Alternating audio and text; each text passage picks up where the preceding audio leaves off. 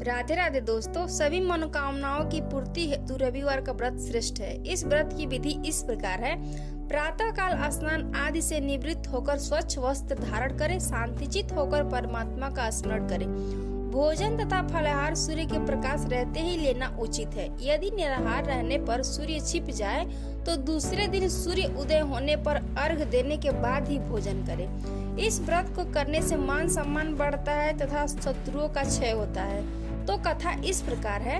एक बुढ़िया थी, उसका नियम था प्रति रविवार को सवेरे सवेरे ही स्नान कर घर को गौ के गोबर से लीपकर फिर भोजन तैयार कर भगवान को भोग लगाकर स्वयं भोजन करना।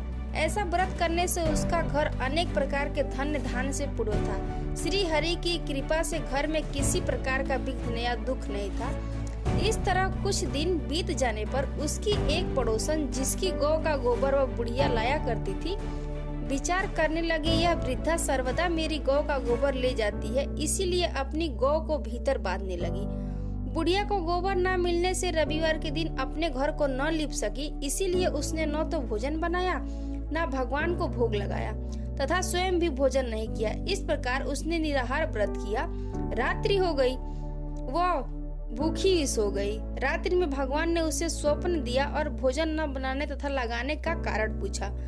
वृद्धा ने गोबर न मिलने का कारण सुनाया। तब भगवान ने कहा कि माता, हम तुमको ऐसी गौ देते हैं जिससे सभी इच्छाएं पूर्ण होती हैं, क्योंकि तुम हमेशा रविवार के गौ के गोबर से घर को लीपकर भोजन बनाकर मेरा भोग लगाकर खुद भोजन करती हो।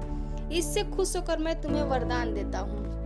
निर्धन को धन और बांझ स्त्रियों को पुत्र देकर दुखों को दूर करता हूँ तथा अंत समय में मैं मोक्ष देता हूँ। स्वप्न में ऐसा वरदान देकर भगवान तो अंतर्ध्यान हो गए और वह वृद्धा की आंख खुली तो वह देखती है कि आंगन में एक अति सुंदर गौ और बछड़ा बंधे हुए हैं। वह गाय और बछड़े को देखकर अति प्रसन्न हुई और उसको घर के बाहर बांध दिया और वह वही खाने को चारा डाल दिया। जब उसकी पड़ोसन ने देखा कि बुढ़िया के घर एक अति सुंदर गौ बछड़ा बंधा है तो वह द्वेष के कारण उसका हृदय जल उठा और उसने देखा कि गाय ने सोने का गोबर किया है, तो वह उस गाय का गोबर ले गई और अपनी गाय का गोबर उसकी जगह रख गई। वह नित्य प्रति ऐसा ही करती रही और सीधे साधे बुढ़िया को इसकी खबर नहीं होने दी। तब सर्वव्यापी ईश्वर ने सोचा कि चालाक पड़ोसन के कर्म से बुढ़िया ठगी जा रही है, तो ईश्वर ने संध्या के समय अपनी माया से बहुत जोर की आंधी चला दी। बुढ़िया ने अंधेरे के भय से अपनी गौ को अंदर बांध लिया।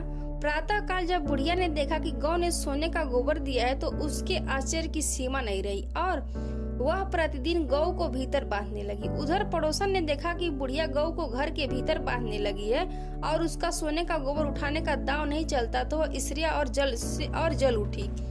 कुछ उपाय न देख पड़ोसन ने उस राज्य के राजा की सभा में जाकर कहा, महाराज, मेरे पड़ोस में एक वृद्धा के पास ऐसी गौ है जो आप जैसे राजाओं के ही योग्य है।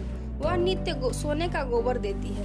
आप उस सोने से प्रजा का पालन करिएगा। वह वृद्धा इतने सोने का क्या करेगी? राजा ने यह बात सुन अपने दूतों को वृद्धा के घर से गौ लाने की आज्ञा दी। वृद्धा प्रातः ईश्वर का भोग लगा भोजन ग्रहण करने ही जा रही थी कि राजा के कर्मचारियों ने गौ खोलकर ले गए। वृद्धा काफी रोई चिल्लाई, किंतु कर्मचारियों के समझ कोई क्या कहता। उसी दिन वृद्धा गौ के वियोग से भोजन न खा सकी और दिन रात रो रो कर ईश्वर से गौ को पुनः पाने के लिए प्रार्थना करती रही। उधर राजा गौ को देखकर बहुत प्रसन्न हुआ, लेकिन सुबह जैसे ही उठा कि सारा महल गोबर से भरा दिखाई देने लगा। राजा यह देख घबरा गया। भगवान ने रात्रि में राजा को स्वप्न में कहा कि हे राजा, गाय को वृद्धा को लौटाने में ही तेरा भला है। उसके रविवार के व्रत से प्रसन्न होकर मैंने उसे गाय दी थी। प्रातः होने पर राजा ने वृद्धा को बुलाकर बहुत से धन के साथ सम्मान के सहित गौ और बछड़ा लौटा दिया। उसकी पड़ोसिन को बुलाकर उचित दंड दिया। इतना करने के बाद राजा के महल की गंदगी दूर हुई। उसी दिन से राजा ने नगरवासियों को आदेश दिया कि राज्य को तथा अपनी समस्त मनोकामनाओं की पूर्ति के लिए रविवार का व्रत करो। व्रत करने से नगर के लोग सुखी जीवन व्यतीत करने लगे। कोई भी बीमारी तथा प्रकृति का प्रकोप उस नगर पर नहीं होता था। सभी प्रजा खुशी से रहने लगी। जय सीताराम।